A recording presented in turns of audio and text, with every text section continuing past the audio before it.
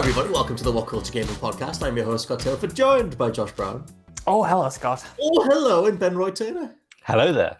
Chaps, I've been playing a bit of The Last of Us. I think a few of us have. We did recent playthroughs the last few months to get prepped for the big old sequel. And I just want to talk about all things that aren't story related, because most of the conversations around Last of Us 2 center around what the hell's going to happen, all those disastrous spoilers, all the horrible stuff. And I think we should just talk about gameplay instead, because I still totally champion The Last of Us' gameplay. But I think we can still have a sort of open conversation on things that Naughty Dog can improve on. So I have a breakdown of certain categories, and I kind of want to start with something that I feel Naughty Dog pioneered across the late 2000s and early 2010s, which is that idea of a massive open environment, just a whole realistically rendered space, and somewhere in there is where you're supposed to go. And I don't know why, but when I was younger, I was better at this. But I spent 10, 15 minutes just wandering around like a couple of dilapidated storefronts last night on The Last of Us. And I was like, really? I hate this. Yeah. I just don't know where I'm going. And like, I wanted to hang out with Ellie and stuff. And she notices some vinyl records and I can talk to her a bit, but I just didn't know where to go. And it turned out it was a chain I needed to pull to make like a shutter go up or something. But what do you guys think of their approach to sort of those massive open environments? Do you enjoy them, or do you feel like they should be more focused going forward? Well, it's funny because they started this whole like wide linear concept with Last of Us, didn't they? And then it like really exploded in Uncharted 4 with that sort of like Jeep section. But for the most part, I kind of want them to be even wider. Like, I know the exact street you're on about because I know I had to go back to there several times to get a few conversations and bits of paper and barbed wire and stuff. But for the most part, I really like the idea of just like kind of like focused wandering. Mm-hmm. I know for a bit it can be sort of like, where do I go? Because you go into the record shop, but it's around the corner in the alley, but there's two alley bits and you have to do one so a thing goes into it and sets an explosion. Mm-hmm. But I really like the whole part of like a lot of narrative games are just go through corridor, open up a bit, corridor. Mm-hmm. But there's something about this whole thing that maybe you feel you're actually in an open world. The best parts of an open world of exploring, but without being so watered down, if that makes sense. Yeah, I mean, I don't want them to do like corridor design. Like, I don't want it to turn into like the really bad parts of Final Fantasy VII Remake. But I kind of want just a button, because eventually you wait long enough and the game gives you the L3 thing, and it's like, you were meant to be over there for like the last 10 minutes. Here's the thing. And I kind of just want something where I can maybe just hit a button and check in with someone. Obviously, Last of Us 2 is going to be solo with them for the vast majority, but something where you can sort of ping someone like a codex system, Metal Gear style, and be like, sorry, so where the hell do you think we're supposed to be going, and figure it out from there. But Josh, what do you think? I'm with Ben Roy. I like it, especially in The Last of Us. I could take it or leave it in Uncharted, to be honest. In Uncharted 4, I liked the wide linear stuff, but that series is so kind of focused on like the set pieces and the kind of Michael Bay pace of it all that I don't really mind if they don't have it. But in The Last of Us, I knew I was loving it when I got to those sections where I could just breathe and explore, because I thought there's a real great kind of like gameplay contextual reason to do so, because you're looking for, resources and stuff, but then it also fleshes out the world so much because you're getting these little environmental stories, whether you're in the sewers or whether you're in the houses or whether you're talking to Ellie. Mm-hmm. And for me, like the mesh up of both of those things, I thought created a really interesting pace that Naughty Dog haven't really hit since, where you have, the big bombastic stuff, but those quieter moments make those even more impactful and kind of gives you a flow to not only the narrative, but the gameplay, like the idea of having nothing and then having those sections to kind of gear up again, just to waste them all, to go back and then gear up again. Mm-hmm. There were a few places, I must admit, like you, where I was sort of looking for a lever or something where I think that that style of design could be a bit more elegant. But for the most part, I'm excited to have bigger open worlds or bigger wide linear levels in Last of Us 2, because I think it fits with the genre more. Mm-hmm. No, that's the thing. I don't want them to move away from it or anything. I just want it to have some sort of like way for you to have a conversation on where we're supposed to be going, or some way to like flag if I get stuck. I know what you need. Go on. I was playing a little game. Josh likes this game. It's called Resident Evil 6. Now there's a button in that game where you do this. You look at your magical phone and it tells you exactly where to go. Yeah, they got that from Dead Space. Unless that was them there first. But Yeah, I just wanted something that would help with wayfinding. Only because, yeah, totally. I mean, one of the biggest things that I always throw up against people who say that, The Last of Us is only a cutscene or whatever, is that those big spaces when you're fully invested in the characters and the gameplay and that immersion and tone, they only reinforce the cutscene side of it. And it is, like Josh said, it's super immersive and it really works. Which is why when after a few minutes, I feel like it breaks a little bit and you're reduced to just being in the game space again. And I kind of just, want to segue out of it. I was going to say, do you want more of the Naughty Dog yellow when they sort of like leave yellow? Sometimes it's bits, red. Leave bits everywhere. Like, oh, that color is not like it should be. I'll go over there and be like, oh, this is the way. Or like, it's weird because I don't know if they can do the whole thing of like what a lot of games do is like light up an area where you're meant to go. Because in this world, everything's dead. Well, that's the thing. There's loads of sort of down an alleyway or like over like a ledge. It'll be there's some yellow stuff painted and God of War got around it by just literally painting runes on stuff as to where you're supposed to go. I don't know, to be honest. I don't know exactly what the solution is. I just want something kind of like what Josh said, something more elegant in regards to if you get stuck, it just feels so gamey when you're just in that space and you're waiting for the game to L3 you and tell you where to go. It could be built into just the sense vision when you're looking around for people. Yeah. I know Josh didn't use it; he doesn't like using it, but you could just build it into there and sort of like not have an arrow as such, just like have sort of like a pulse in sort of some sort of area, maybe. See, I think it is kind of like the way they do it in The Last of Us 1 isn't that gamey because I like that they give you landmarks in the levels and in the sequences to kind of move towards. Like early on, you have the building with the kind of gold dome that the big town center. Yeah, and I think they could just kind of double down on that, where you have a landmark or something that's always in view, so you know which way you're supposed to be going and which way is the right way, so you're not kind of doubling back on yourself. Because I think that makes it more grounded in the world. It is kind of fun that, like, the fact that the one building you have to get to happens to be yellow, because of course it is, because it's Naughty Dog yellow, you know what I mean? But who are they? Us with our thumbnails? I think it's a more satisfying way to do it than having something in the UI like a pulse or something. Because I hate the listen mode. I'm not gonna lie to you. I've never used that thing, and I love that they disable it. Not even first time. No. Really? Something about it felt so incongruous to the rest of the world. Like everything else is so grounded and kind of so brutal and gritty that I felt like I can get all the information I need just from looking around the area with my own eyes. Like, not because I'm great or anything, just because I think the level design and the enemy placement is really smart. So I didn't like using it because it broke something about the combat flow for me a little bit. Yeah, it is a different beast without that mode. It's like some of the combat sections just having sort of like hearing some little man scurry over there and making sure he doesn't go around and sort of like shoot you in the back. That's the thing I was going to say is like, because I've seen, I'm sure maybe it was Neil Druckmann or one of the members of Naughty Dog said the right way to play was to try it on grounded mode, because that is the most gritty, realistic, brutal way to do it. We should quickly touch on that though. Do you think that they will class that listening mode as a signature mechanic, and do you think it'll be back in Last of Us 2? And even if it is, Josh, are you going to be turning it off first time through? Well, the beauty of it is, I think they had a nice balance, because they had it there for the lower difficulties if you wanted to use it, which I'm all for, like, whenever it helps people play the game and get the story and stuff. But I like that they turned it off automatically on, I think it was hard and above. Like, you just couldn't use it. Like, there's no way. You press the button and nothing happens. And that's how I played it first time around. So I didn't have the option for it, you know what I mean? So I would like it if they just did that again. Like, they can carry it over, like, double down and implement more abilities with it in the regular modes, but then turn it off again for the higher ones, because I don't think it's that integral to the experience, but I like that it's there if you need it, you know what I mean? I was going to say with Benroy going, because you got the platinum and everything, like, do you find that the best way to play is without the listen mode? Grounded mode, like playing without listen, was almost a totally different beast as well, because not only could you essentially not cheat and see everyone around you, like one bullet or two bullets, you're dead. And I really like that about the game, where like guns are almost treated like as dangerous as they should be. And a lot of the time, yes, when I played it through normal the first time, I like to go around and like, I was thought I'll play normal, get the story sort of thing. But I felt like I was more involved in the game when that mode was turned off, and when I was going into every sort of combat situation thinking, if an infected punches me first, that could be like me dead, or if someone, like anyone just gets a nice right hook on you, you're done. Yeah. So that's just stuff I want to like double down on.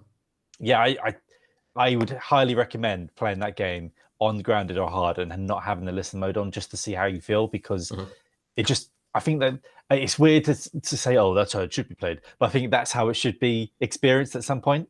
I think Oh, go on. Sorry, I was going to say, I think that's what the combat's kind of built around as well, because I would say you can even play on like normal or easy or whatever and just try not to use it, because I think part of the joy of The Last of Us' combat, which gets a lot of crap, but I actually really enjoy, is kind of like the scrappiness of it, the fact that you're never in full control. You know what I mean? You're always switching tactics, you're moving from stealth to action. You might get seen when you don't want to be seen, and that leads to you to having to toss a brick in some dude's face or something. And that, for me, is what kept it so engaging, because I played The Last of Us like 5 times, and I've never got sick of the combat.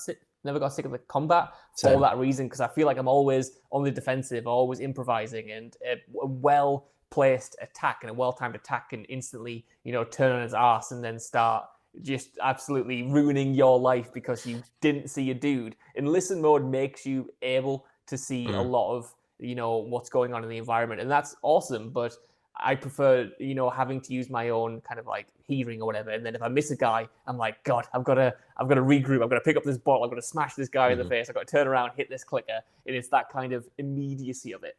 That improvisational style, like I'm playing through Uncharted 2 at the minute as well, because my wife hadn't played it, so I was like, right, we should do Uncharted 2. And you can see how much Naughty Dog were always trying to do that sort of like open sandboxy feel, but like it's weird, they're going for like an open, like I said, experimental kind of style or improvisational style, but it's always within a certain combat arena. And I think they totally dropped the ball on it at the end of Uncharted 2. It's like every guard just has laser focus. They did the same thing in Uncharted 4 when you're on the pirate ship, and it's like all these guards on the other end are just shooting you immediately. You're forever dying and ragdolling and everything. Whereas like in The Last of Us, I feel like they do a good job of encouraging you to, like you said, like try this brick, try a distraction, stealth kill this guy, go up and around someone, like use verticality and things like that. And I would assume that with like Ellie's sort of greater athleticism, that'll be I assume they're going to play more into that and make it more like an Uncharted hybrid. Uncharted 1 is really dirty about that, because at the very end, when you get those beast goblin things, you're trying to get around them, and you've got these laser sights following you. So I don't want to do this, man. But it's something about this, like the kinetic clunkiness of like metal pipe, punch, brick in your face. I'll use my one shot, because I like how the game's not designed to just go bam, bam, bam, headshot, headshot, headshot. It's like you're trying to scrap and crawl through this whole sort of like situation, and it just sort of always has worked for me. One thing I absolutely love in that regard is that I think it because it's quite a simplistic control scheme. Like, you aim, you shoot, you can throw stuff, whatever. Like it gets that lush thing that I love that only certain games do, where you're completely symbiotically connected to the character, where you're literally thinking in the moment, okay, what the hell would I do? I'll throw this over here. I'll run over this way. I'll pop this guy and whatever. And I think that stuff works the best. But it's just like, I guess as an open question, like how would you expand on that? Like, would you encourage more of, I guess, just more combat options for Ellie? Like they've shown some stuff off in terms of she can like slink between bookcases and stuff like that when she's inside. Is it stuff like that, or is it more character abilities that you'd want to see? For me, it's like more dexterity in how you get around the environments. You know what I mean? Like for me, I like the almost limited amount of abilities in The Last of Us 1, because it gives it that survival horror feel where you have to make the most of what you've got. But I feel like more interesting ways to get around, like you said, going under the car, slinking through bookshelves, increased verticality as well could be really interesting. Because for as good as The Last of Us 1 is, I think it has that classic shooter mentality of you walk into an area, you can see all of these bookshelves, all these chest-high walls or whatever. It's like, right, okay, I know exactly how I'm supposed to get through this area. I think a bit more naturalism when it comes to level design would help that a little bit more. It's funny because like we were talking about that, like Uncharted there. And that's a game I would recommend playing on easy, whereas I'd recommend playing The Last of Us on hard, just because of like those differences in like the high stakes nature of it. I just want more bow and arrow as well. Give me that, because that was still my favorite bow and arrow in any single game. It's so satisfying to kill one of those bad boys. We did a list a while ago on like the best video game shotguns. I don't think we've ever done one on the best bow and arrows, but I might put this at the very top. When you fully upgrade that bow and arrow, you just pop them off like Legolas. No one can get to you. Like that fully upgraded, that bow and arrow saved me so much. But for the combat, watching back the demo they put where Ellie's going underneath cars and going through bookcases, I want more of that. But also I want, I guess, kind of like watching the raid last night, a scrappier way of moving, because like Ellie's got a smaller friend than some of the guys with like Triple H sledgehammers. Like she's not going to be able to go toe to toe with 7 or 8 people at once. So I thought I'm more like, it's going to be weird, because the shiv was a big part of the last game, but also when you play as Ellie, you always had a knife. So I feel like she's going to need to always have a knife, and sort of like, if you're going to go for a knife kill, I don't want it to be like done, and then you can keep going like an Assassin's Creed man. More of like you're using the knife, but then there's a chance the person might fall on you, and you've got to kind of like move and fall into the next person, sort of thing. Very cool. One of the things that I just, because like I said, I'm playing through it at the minute, but one of the things I wish it had is stealth kills from more angles. I don't like need it to be like Uncharted 4 where you're leaping off this roof and coming crashing down on a guy. Although I would take like an aerial kill. It's just that I think that they should probably always have risk with them. Like maybe they're always going to make noise, or you can use them as a distraction or something. But when you're like, you can grab guys around the corner, but it doesn't feel that reliable sometimes. And if someone's on the other end of like a window or something, I think you can grab them, but it never feels that reliable. And it's just, I would like that on the character side. I would like that ability set to feel more kind of natural and dependable. Like I should know what my full set of abilities are and then apply that to like a sandbox combat arena. But yeah, I was gonna say, hopefully, because playing the DLC, which I'm trying to remember the name of now, I can't remember. Left Behind. No? Left Behind. They perfected. They finally got, because in the main game, you never have infected and humans in the same spot. You never have them ever interact. There's a bit where the humans like shoot some infected, but that's it. But like in the DLC, you can actually use the infected to sort of kite them into the humans. So I want mine kind of like in this new game, more options for that to sort of like cause some distraction and then get people through that. And also, what Josh said, more bow please, and then give us the chance to maybe like craft them, like find bits of metal on the floor and sort of like jimmy them into sort of like an arrow, because I think they should really lean hard on the bow and arrow in this one as well. Different arrowheads, like different specific arrowheads would be great. They have shown little bits and pieces of the crafting side of things. What did you guys think of the crafting implementation overall? Like, were you, because every time I come across a crafting bench in the replay, I'm like, oh yeah, there's crafting in this. I can upgrade my weapons. Like, I'm picking up these different things that, make it that the Molotov cocktails have greater radiuses and stuff like that. But I tend to find that because Joel is such a powerful character in terms of I can throw him at a dude, I can smash a brick off a guy, or I can take him down with my fists or whatever. And I have that set of dedicated weapons that I'm not chasing weapon upgrades. Like, how much did you guys indulge in that stuff, in upgrades and crafting and things like that? For me, it was more of the in the moment crafting. Like I love how immersive that is. You just get off your backpack, you start crafting this Molotov, and you've got this big weapon good to go. Like the actual upgrades, I thought like they were fine. Like I needed them on hard and grounded, whatever, just to survive. But I'm not a huge fan of just kind of here now it has 20% more accuracy. Now the weapon doesn't weigh much. It's fine, but it's a bit uninspired. But I do want them to keep and maybe expand on the idea of you have a limited amount of resources. You can either make a Molotov or you can make a health pack, because like those were some of the most intense decisions I had to make in the game. You know what I mean? I remember there's a really difficult moment towards the end where you're sneaking through.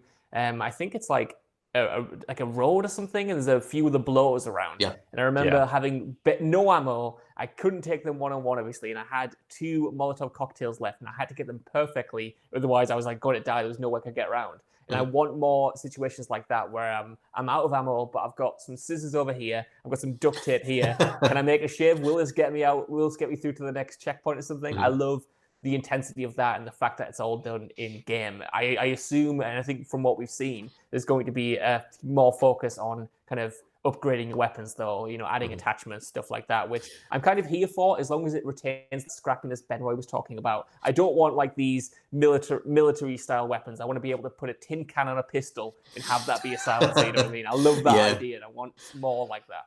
It's funny. I know the exact section you're on about, Josh, and I found out playing it the last time that you don't even need to kill any of them. If you go to the end and you get Ellie to push down the box, doesn't set them off.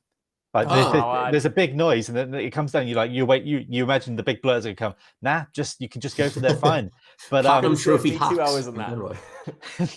I played that game too much this year. But the bow and arrow is the only weapon, that I ever felt needed the upgrade, sort of like the pulling back the arrow faster. But the idea of going through the game and knowing that at certain points coming, like I need a Molotov to do some serious damage here, or I'm gonna have to work and be stealthier, is kind of what I want more. And to the weapon side, I don't want degradation. If that's how you say the word, I'm sorry if it's not, because I hate that.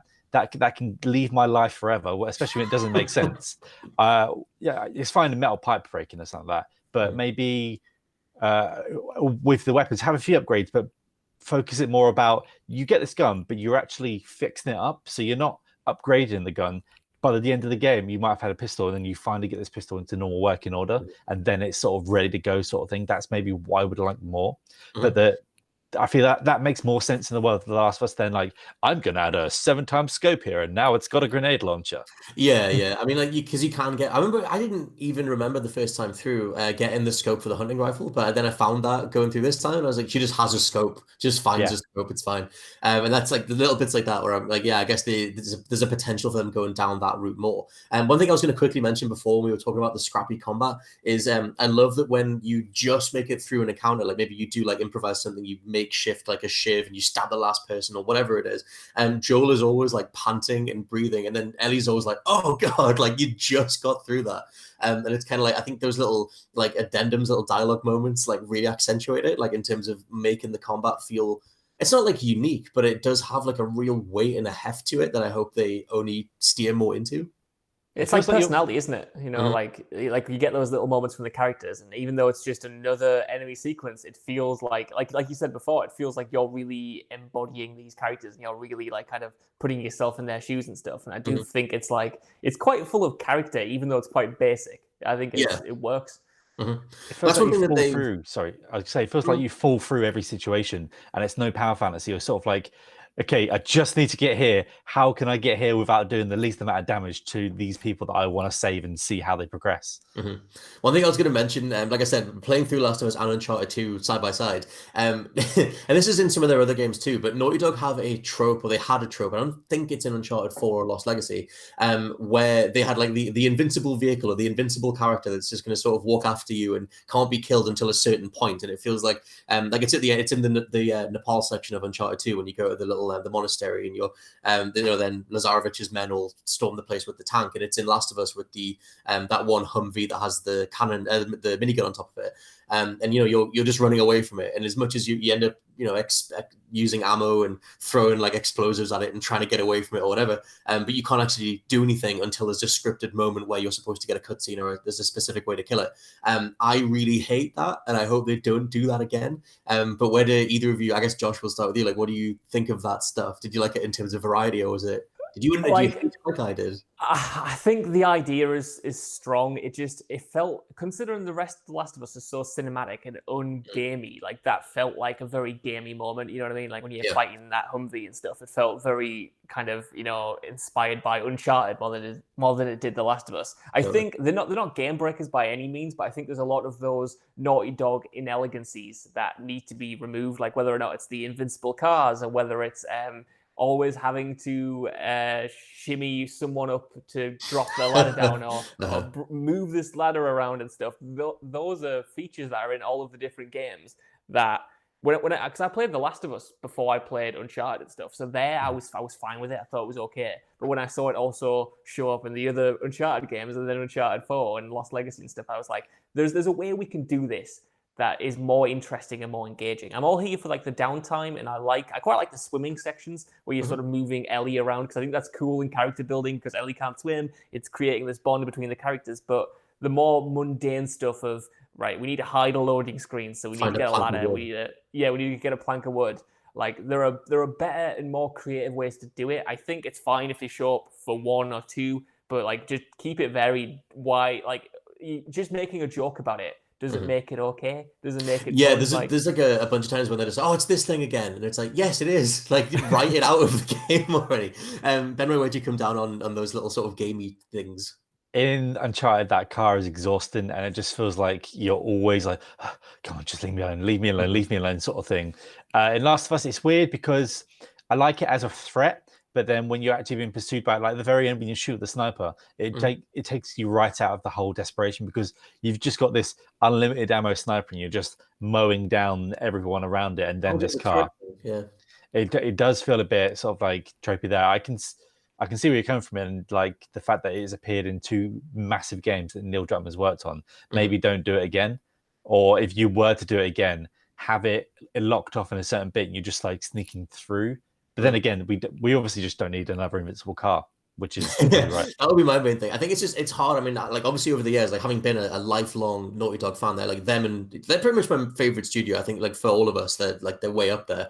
And then seeing them go from, you know, even like Way of the Warrior to like Crash and Jak and Daxter Uncharted, you see them like flesh out these different you know, approaches to game design and tonality. And like Last of Us was such a swerve into such this like way more serious territory, which brought with it all these like slow character moments, and you know, this like Josh said, like even like carrying Ellie across the water like feels purposeful, and everything reinforces itself.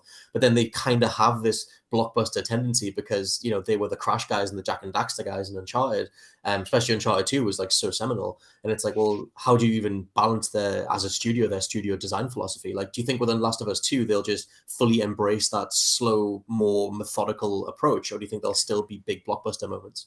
I think there'll be blockbuster moments, but I think they'll be way smarter about how they implement them. Like you said there, The Last of Us 1 was like a huge risk, and it's funny watching the developers like speak about it when they say there was a lot of stuff they had to unlearn, because like you said, they've come off these big blockbuster games like Uncharted. And I remember, I think it's Neil Druckmann talking about going into the development and saying to the team, like, look, we don't want to do this. You know what I mean? All of this is good. The set pieces are great, but it doesn't fit with the world. So rein them back, make them more character-driven, make them weightier, make them more human. And I think that now they've proven that that can succeed. Because at the time, a lot of people might have rejected that, and a lot of people might have wanted the bombast of Uncharted. So maybe a few of the set pieces were kind of concessions to that. But now they know it works. Now they know it sells. Now they know a lot of people want it. I think they can double down and embrace those elements. It kind of reminds me of Red Dead 1 to Red Dead 2. Red Dead 1 had a lot of like methodical, slow moments, but it didn't fully commit to it. It still had a lot of the GTA kind of wackiness in the mission design and how fast your horse goes. But when Red Dead 2 came around, they were just kind of like, we don't need it. We're gonna double down on this. You're gonna have to wait 10 minutes to clean your gun. You're gonna walk these hay bales around. And for better or worse, I think that is more unique than trying to kind of cater to every audience. I don't think there's like anything turret sequency in Red Dead 2 other than maybe that balloon sequence, but like in Red Dead 1 there's the bit where there's just a minigun inside a stagecoach and it busts out and you just mow everybody down. Things like that. Quick time events are obviously like another thing that was kind of the time as well. But yeah, Ben Roy, what do you think of the I guess it's just things like that of as their design philosophies have changed over time? Like what do you expect from Last of Us 2 tonality wise? You know what? I don't think there's going to be any sort of like massive car or anything like this. I think I think the big bits, if you're going to get the like kind of like seeing like glimpses of whatever in the trailer, like I think you use the infected as these people are massive bits. Like we've never really been sort of like we've never encountered infected in that game really in the first one at all, where you just had to just run, just leave.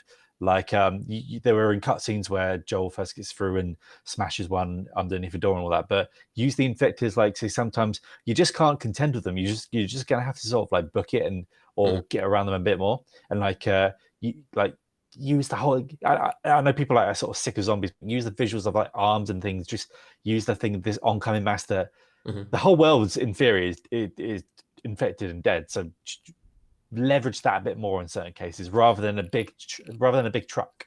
Yeah, anything other than a big truck. It makes me like think of something that Days Gone did immaculately well, which is just like the size of that game's hordes, and when they were all coming at you at once, you just felt so overwhelmed. Like the way that even Game of Thrones did, or World War Z, like did that idea of a horde of zombies can become this big sort of almost liquid like wave coming at you. Like there's a real threat there. And the style. I mean, I call them zombies. I guess they are zombies, cordyceps. They're zombie adjacent, yeah. Yeah, and it's like there's still stuff that they can do, because like Last of Us's zombies fall into that 28 days later like rabid sprinting type, and it's like I would like them to do more with that and maybe make that the set piece.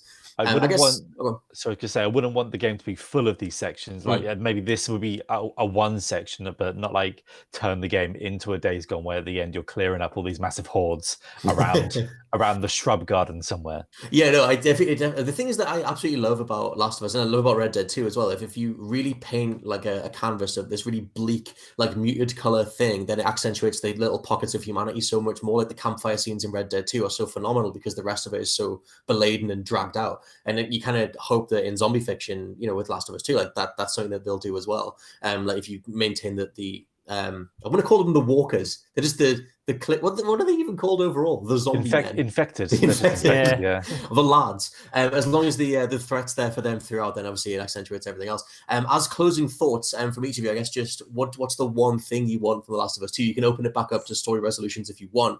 I'm just going to go with something satisfying. I just want to be satisfied. I want the project to feel worthwhile, because they said from the beginning that they were only going to do it if they had a story worth telling. And even though I know bits and pieces from spoiler stuff, I'm still just so fascinated by why they had to go back to it when it has one of the best endings of all time. But yeah, Ben Roy, what would you like from Last of Us 2? It's got to be devastating, hasn't it? It's got to make me cry. If it doesn't make me cry at least twice, then they've not done their job right. Like, there's no way you come back like round 2 with super sad old Joel and don't rip him away from me like you almost did in the first game. It's just gonna have to be that, and I'm gonna cry, and I'm just gonna have a moment. Yeah, I need it. Josh, what would you have?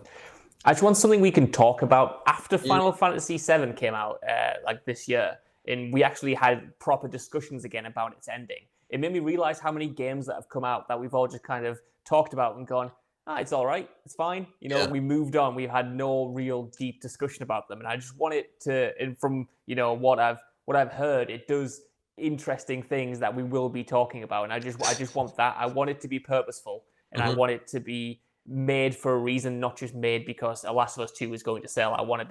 I just wanted to kick off some actual discussion about games, because I'm so sick of, for as much as I love Days Gone, boys, I love Days Gone, 50-hour magnum opus. Stockholm Syndrome Brown.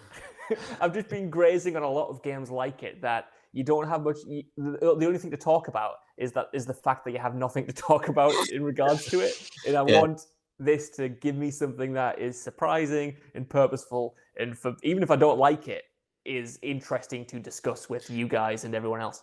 Totally. That's the thing. Yeah, even if the story changes or whatever the hell it is end up being something that most people don't like, at least we have another conversation. I'm always a stickler for a good conversation. So yeah, everyone can head over to the on Twitter. You can use the hashtag WCGP to leave us some thoughts, and you can leave us some questions and stuff. We'll get to them in the coming weeks. Every now and then we do a question pod, and also you can let us know what you think down in the comments below, as this is a video as well. For now, this has been the WhatCulture Gaming Podcast. I've been your host, Scott Taylor, joined by Josh Brown. Goodbye. And Ben Roy Turner. Goodbye. We'll catch you next time. Bye. Bye.